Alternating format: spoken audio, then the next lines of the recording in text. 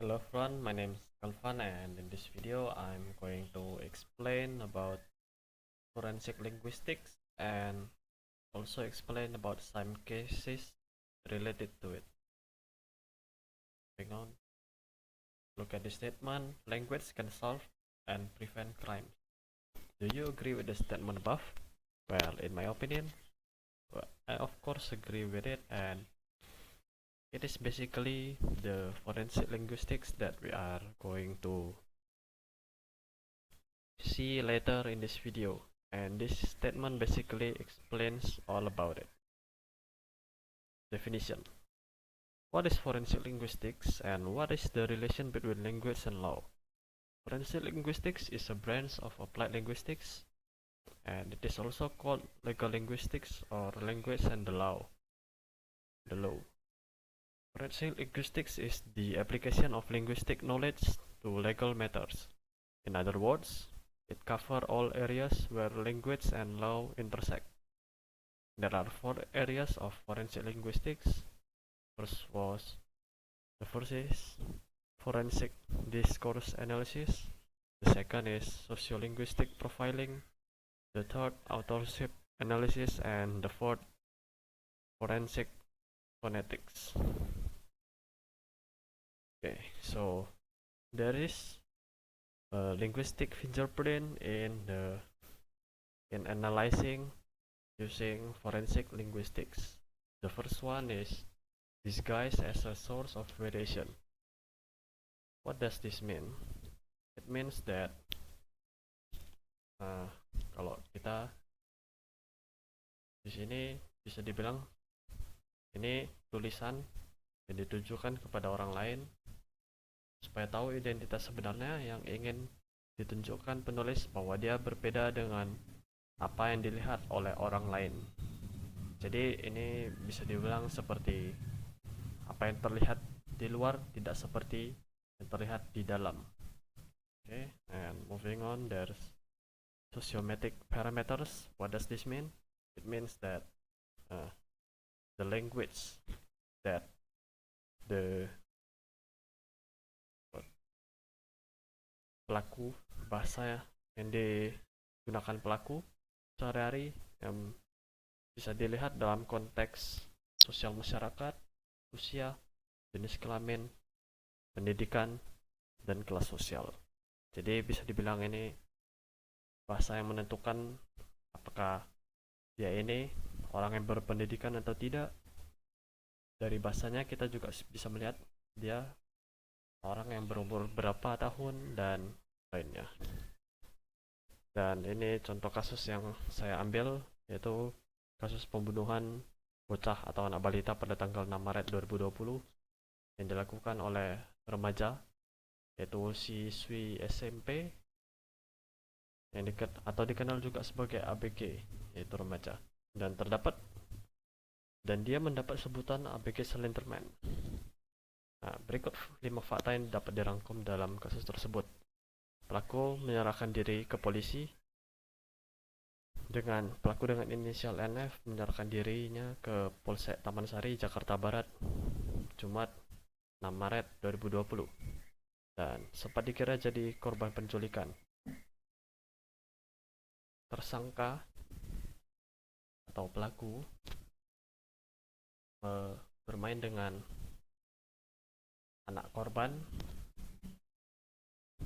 Jadi orang tua korban mengira kalau anak mereka diculik karena biasanya anaknya selalu di rumah dan bermain dengan tetangganya, yaitu pelaku. Dan yang ketiga adalah korban dibunuh secara sadis. Bisa kita lihat di sini cara pembunuhannya dilakukan dengan cara menenggelamkannya di bak mandi, dicekik, dan dimasukkan ke dalam lemari di kamarnya. Yang keempat, terinspirasi film horor. Pelaku dikatakan suka menonton film horor, yakni film Chucky. Bagi yang tidak tahu, itu adalah film horor di mana sebuah boneka, dan boneka itu melakukan pembunuhan sadis. Jadi bisa dibilang pelaku suka menonton film horor dengan adegan pembunuhan sadis. Dan yang kelima adalah sering membunuh hewan. Perilaku sering membunuh hewan pelaku ini katanya sudah lama dimilikinya, dan dia biasanya membunuhnya tanpa alasan ataupun ketika dia sedang merasa kesal. Oke, so for we look at this picture, sebelum kita melihat gambar ini, saya akan menjelaskan kenapa saya akan mengatakan kenapa forensic linguistik dapat digunakan untuk menganalisis kasus-kasus pembunuhan seperti ini. Karena kan kasus-kasus ini memiliki banyak pesan atau makna yang bisa dilihat, contohnya seperti gambar di sini. Nah, gambar itu, tulisan itu bisa dianalisis berdasarkan cabang-cabang linguistik, yaitu semiotics, semantics, dan analisis discourse, dan lainnya. Oke, jadi sebelum kita mulai, kita lihat gambar ini. Dan analisis yang kita gunakan di sini adalah semiotics, atau dikenal juga sebagai semiotika linguistik. Nah,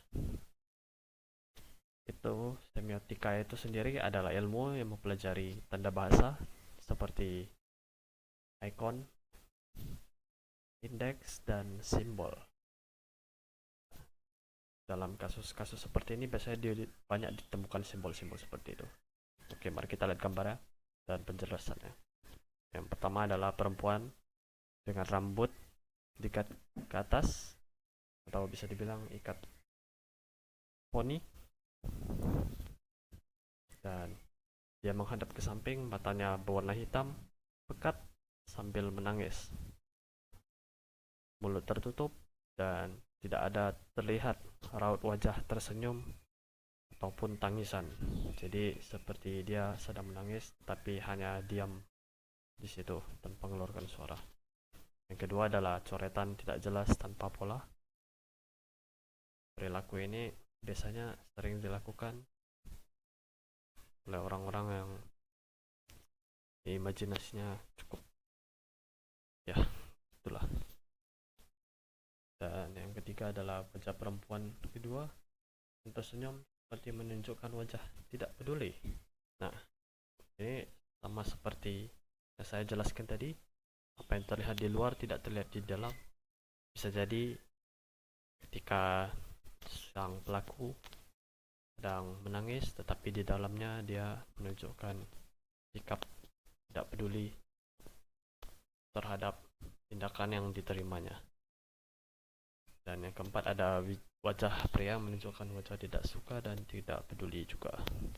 Dan pria ini masih belum diketahui menurut analisis saya karena masih belum punya data yang lebih cukup.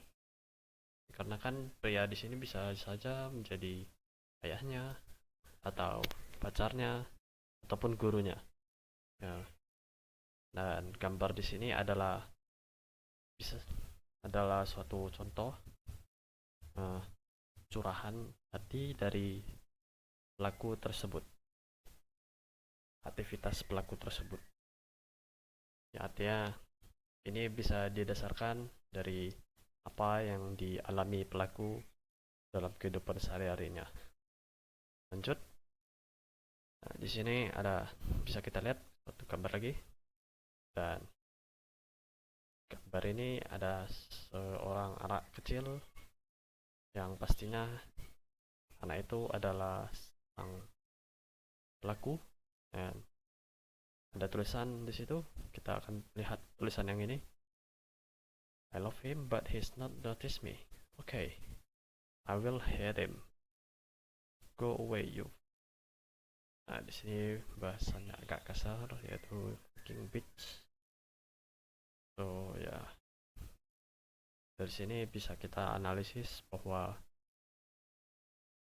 pelaku memiliki rasa suka kepada seseorang, tetapi orang tersebut tidak sadar, dan dia jadi marah atau murka terhadap orang tersebut. Ya. Dan selanjutnya di sini Please dad, don't make me mad if you not want that. Nah, di sini tidak bisa dilihat. Ini you go to grave. So, di sini bisa kita pahami bahwa dianya sering membuat dia marah atau kesal, dan dia sangat membenci ayahnya sampai ia ingin membunuhnya, mengirimnya ke kuburan yaitu grave. Di sini bisa dilihat mungkin pelaku mempunyai keluarga yang abusif, yang suka menindas anak mereka, dan ayahnya adalah orang yang melakukan hal tersebut. So ya, meskipun anak ini merupakan anak SMP, tapi bisa dibilang kosakata bahasa anak tersebut dalam bahasa Inggris cukup luas sekali ya, meskipun masih belum terlalu sempurna di sini. Dan selanjutnya ada kalimat my dad is my crush. I want to live my dad or my dad is dead. Jadi di sini seperti yang saya bilang tadi, anak ini masih anak SMP, dia masih memiliki kosakata yang mungkin tidak cukup luas, dikarenakan keras ini bisa mempunyai dua makna, keras dia menyukai ayahnya atau keras menghancurkan. Tapi di dalam konteks ini kita akan mengambil menghancurkan, dikarenakan dia sangat membenci ayahnya, seperti yang bisa kita lihat di teks yang di atasnya, itu yang ini. Jadi bisa dibilang dia tidak senang dengan ayahnya dan ingin menghancurkannya. Atau mungkin bisa dalam konteks ini bisa berarti membunuhnya ya. Jadi dia bilang dia ingin I want to leave my dad. Dia ingin pergi meninggalkan ayahnya, atau dia ingin ayahnya untuk mati. Begitu. Dan selanjutnya di sini I want to see grave my dad tomorrow. I will try to laugh. See my dad is dead, gone forever. So, dari sini ada, mungkin ini adalah kelanjutan dari kalimat yang ini, yang menandakan bahwa dia ingin melihat ayahnya mati dan masuk kuburan, dan dia ingin mencoba menertawakan ayahnya yang sudah mati atau meninggal selamanya. Ini catatan ini merupakan curahan atau isi hati pelaku, di mana dia seperti menulis sebuah diary yang menunjukkan isi hatinya yang sangat dalam kondisi sangat tidak bagus, dan ini pastinya akan memicu kejadian pembunuhan tersebut. Selanjutnya di sini bisa kita lihat ini papan tulis yang dimiliki pelaku di rumahnya, dan ya seperti pesan-pesan tadi, ini juga merupakan tempat dia mengeluarkan pendapatnya. Bisa kita lihat di sini, kita ambil satu, I learned to change my life but I need more time. Nah, dari sini bisa kita lihat pelaku dia seperti melawan diri sendiri dan ingin merubah hidupnya, tetapi dia masih membutuhkan waktu dikarenakan tindakan atau pengalaman yang diterimanya sangat buruk sampai sekarang. Dan bisa dilihat di sini, I'm the teen that couldn't control of my emotional. Dia tidak bisa mengontrol emosinya ya. Hal inilah yang akan memicu kondisi atau sifat psikopat dalam dirinya. Nah, ini beberapa gambar dan tulisan yang dipunyainya. Bisa lihat di sini, kita ambil contoh ini, gambar ini. Dan gambar perempuan ini adalah gambar dirinya sendiri yang sedang disiksa oleh ayahnya atau hal yang lain. Dan selanjutnya di sini ada gambar Slenderman, salah satu karakter fiksi dari cerita masyarakat di luar negeri. Dan bagi yang tidak tahu, Slenderman ini merupakan sosok seperti monster atau hantu di sana, dan dia adalah sosok yang menangkap anak kecil dan membunuh mereka.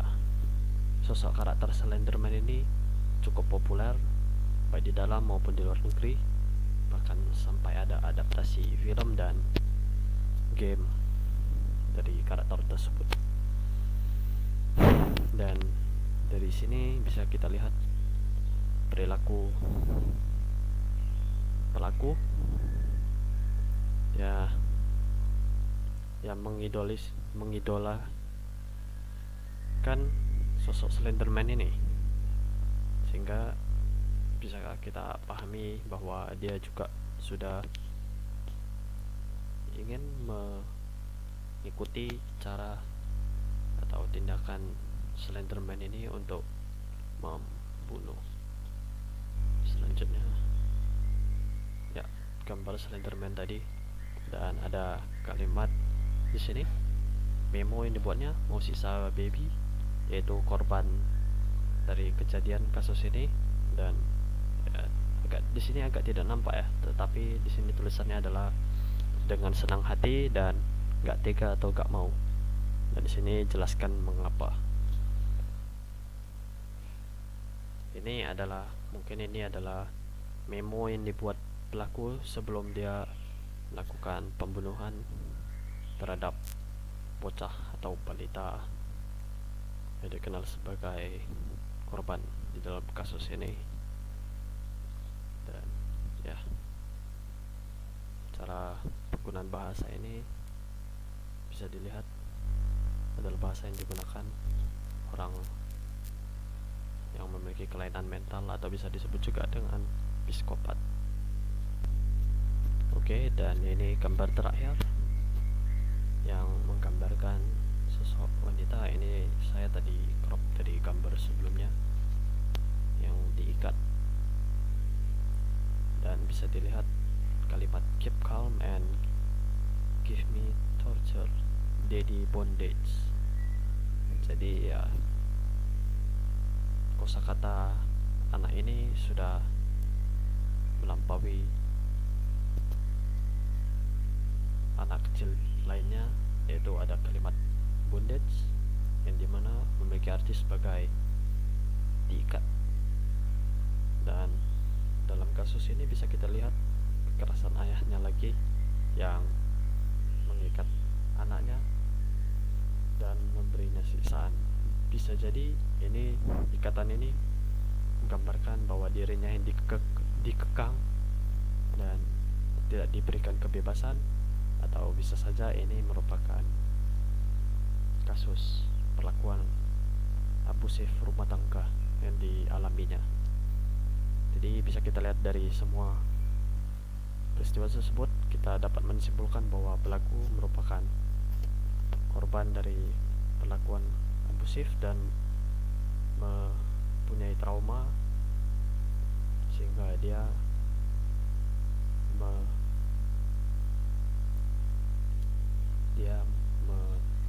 menciptakan sifat seperti karakter yang diidolakannya karena stres atau mungkin tekanan mental yang dialaminya, sehingga dia ingin membunuh anak kecil tadi atau balita seperti karakter film yang diidolakannya. Jadi demikian presentasi saya tentang forensik linguistik. Thank you for watching and goodbye everyone.